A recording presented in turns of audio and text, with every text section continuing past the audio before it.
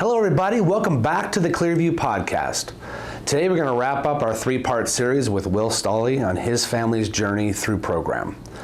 If you're a parent that's thinking about residential placement, today's concluding segment is super relevant to you and you're going to want to stay tuned.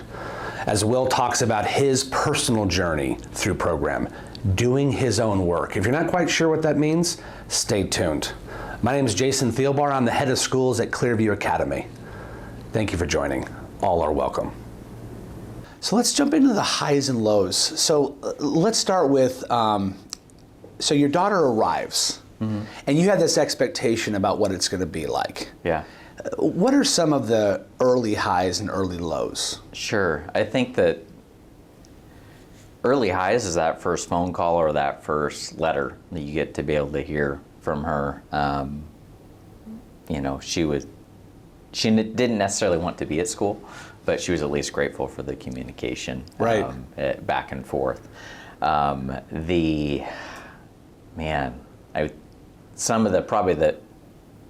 first lows was her, I guess, dirt list, if you would call her, accountability letter that she gave, and to be able to find out really what was really going on that we didn't know about. And that was super hard to be able to hear, because we thought that we had a good idea of what was going on, but recognizing that there was just a lot that we were missing.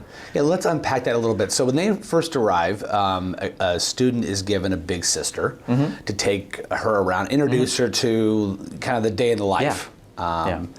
And then they immediately jump into their emotional growth assignments. The accountability letter is a letter home that says, listen, okay, I'm here. You're obviously serious about this whole thing. We are only as sick as our secrets. Let's get our secrets on paper so everyone understands what's happened. So she writes this letter, and you and Mahoko are reading this letter, and you're like, holy cow. Yeah. I mean, how much of it did you not know? Probably 40% of it was brand new information. I think the thing that was hard is who was involved in everything. The people that we thought that were safe weren't necessarily safe in that. And so then it's like, okay, now you start future tripping and going like, okay, when she comes back, how are we going to be able to recreate relationships now that are going to be a safe place in it? So my mind just started jumping ahead to months in advance. How are we going to fix this problem? And recognizing I really can't fix anything. Right, Mr. Fix-It came out, the dad. So you're not talking about boyfriends either. You're talking about her friends. Yeah. Yeah, and you're like, oh my gosh, she was involved in this. Yeah. Oh, yeah, that's an eye-opener. And so then you meet the therapist. What was that like? That was good. We really enjoyed the therapist. We felt like it was a good fit. I think one of the, at least, lows in it is that it took a while for her to write her accountability letter. It was radio silent for over a month. Yeah. And so that was really hard at being like, okay, is everything okay?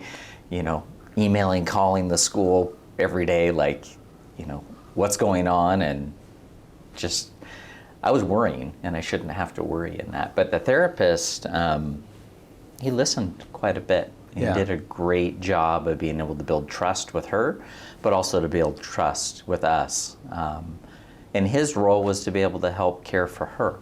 Yeah. And that's what we needed as a family. Yeah. Were you asked to do anything? As your daughter is doing her accountability letter, were you also asked to write her a letter? And what was that letter about? It's we wrote her an impact letter, and in this impact letter was basically going through all the memories of her growing up, of just, the things that are just, you're super excited about as a dad, but then also other things you're just like, man, this was super hard and gut-wrenching, and it was a gift, but man, it was hard, right? Because she wasn't there anymore, and so I think that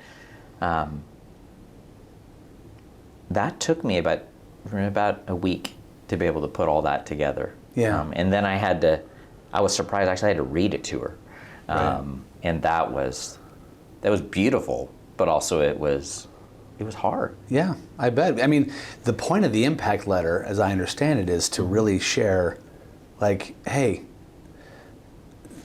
you are my daughter, no matter what. Yeah. And I have all these memories stacked up of joy, moments of joy that have filled my heart.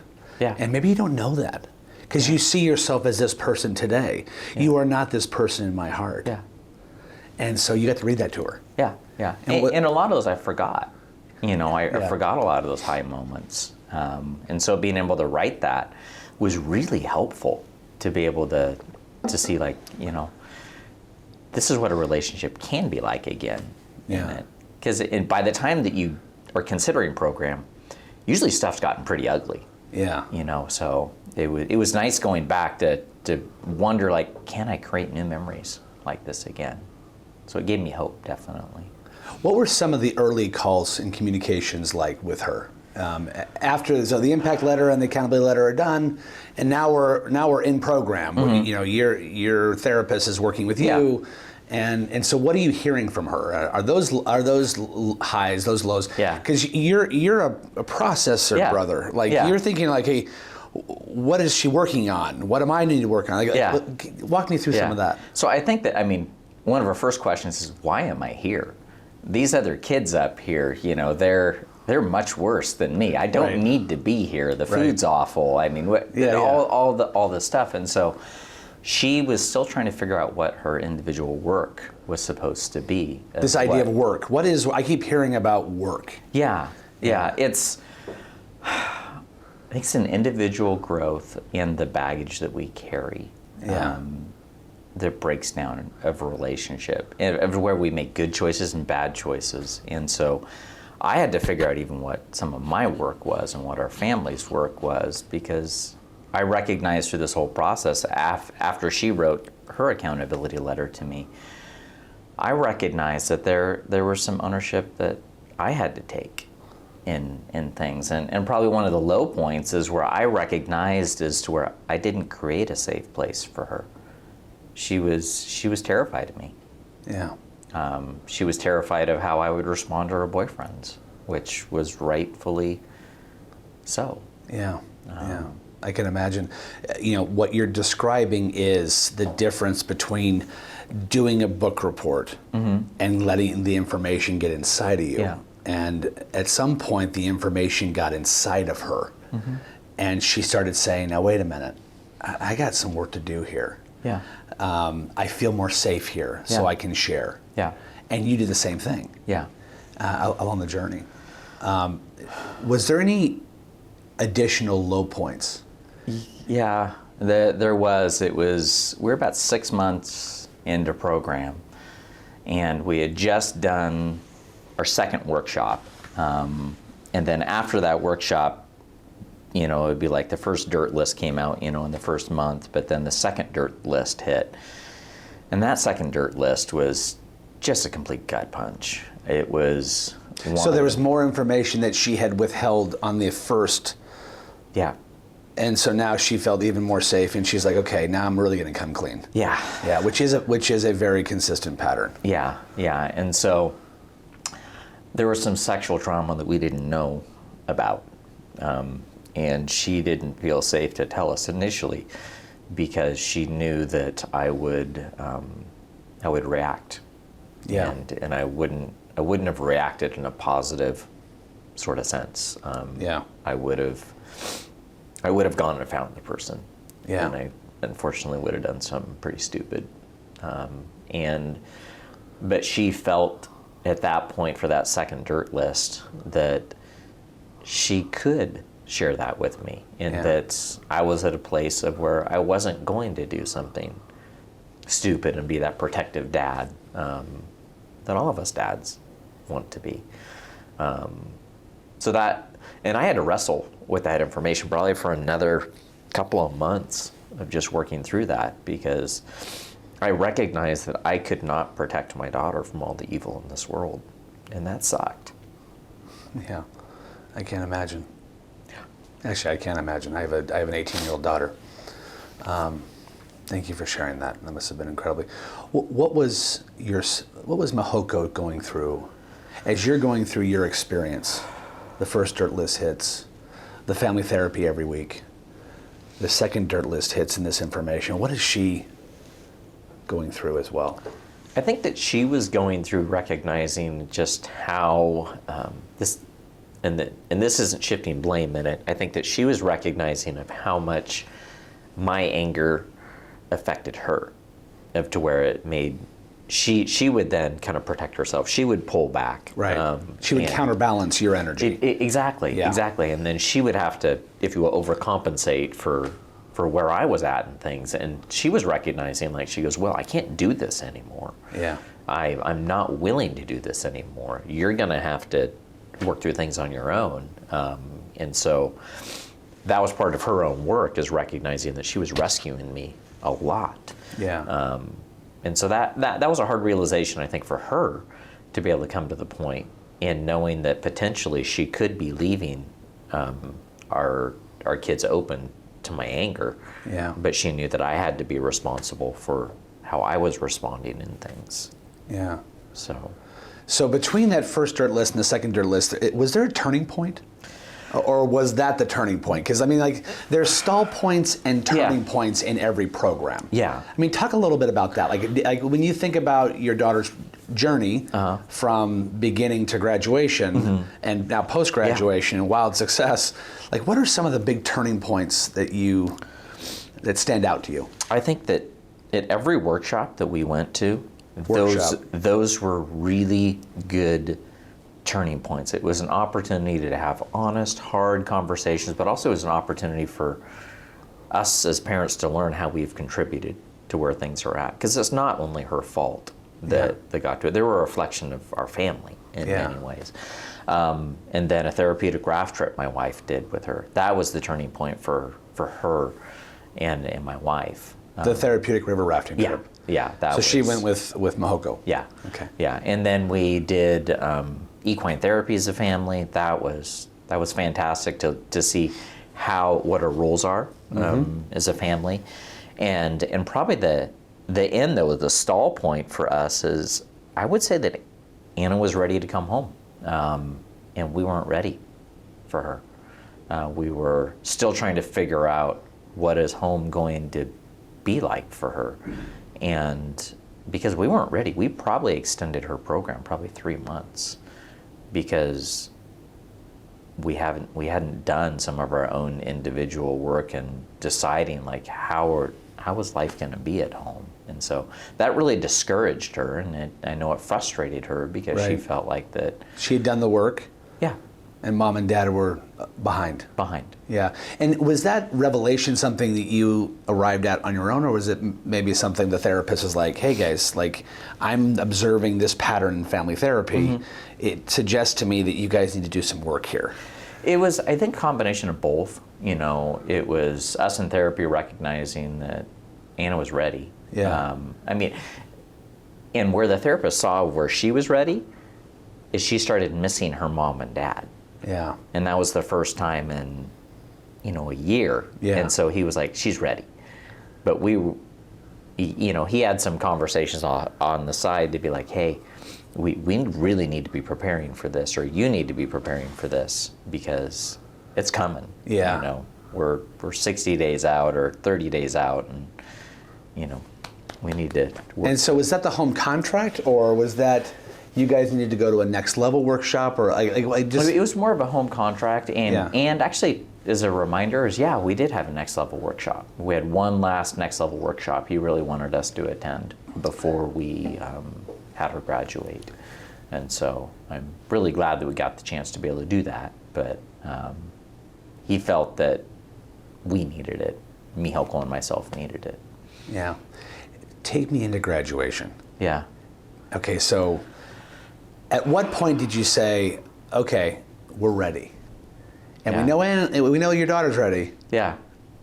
Now what? Just take me into that, and then maybe through the day, and then the few days after. I'm just curious. And she's home, and like. Yeah. It's I think from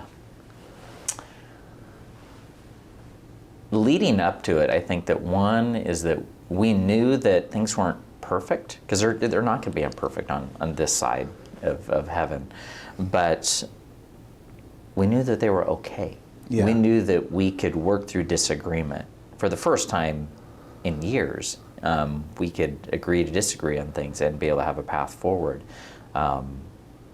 And she felt safe to use her voice, Exactly. even if it was in contradiction to Exactly. you two. Yeah. And so I think that was some of it. We had a plan.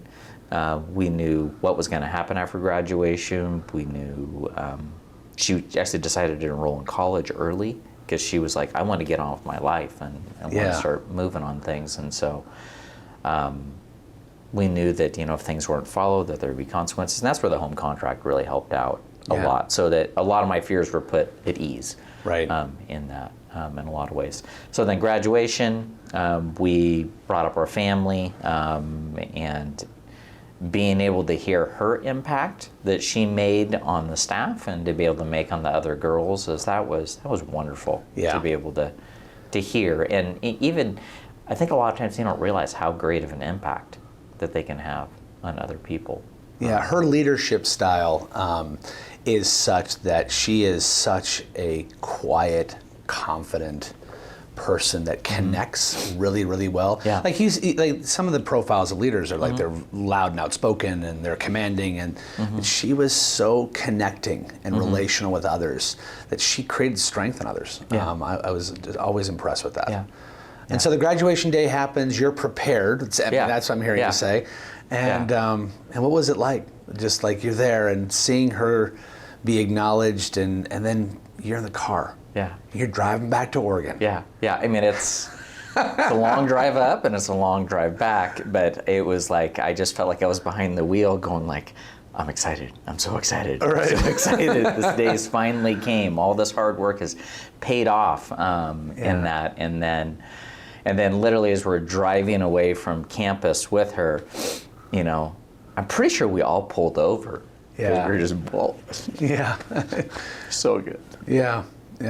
And and her brother and her sister. Yeah. Well, what were some of what was that like? I mean, take me into, where are they at in all this? They're there with us in the car, and they're our daughter, our youngest, is just giddy and just excited to have her sister back. The brother's super excited to have her back too. And then we stayed in Sandpoint for the night and had a nice dinner. To her surprise, there was another family that was critical in our process at home for support network. They came up and surprised her also too. So we got to have this really big meal with them, and it was fantastic. It was just this great celebration meal. Oh, wow. It was wonderful. So. Yeah. Now, tell me a little bit about what she's up to now. She is a senior at Oregon State, studying to be a therapist. She's actually working at a lockdown facility for teens to be able to get some additional experience. And Wow. yeah, so she's rocking it. She's doing really, really well. She's changing lives, brother. Yeah. She is changing lives, no doubt Yeah. about it. Thank you so much for sharing your experience, Yeah. Will. I really, truly appreciate it. When I can listen to Will in his authentic recap of his journey, it just touches my heart. The things he's gone through, the highs and lows of having his own child in program. It's here to help. It's a way through. So thank you for joining. If you got something out of today, if you see hope in your own frustration at home, please like, subscribe, and share. In our next segment, we're going to be picking up Mike Linderman, nationally acclaimed author, licensed clinical professional counselor, and we're going to take a deep dive into Dr. Tim Thane's book, Not by Chance, and really focus on the 9 waterfalls of preparing for your child to come home after residential placement. At Clearview, we really focus on this idea of beginning with the end in mind and working backwards. This is a powerful book. You'll want to listen. Talk to you then.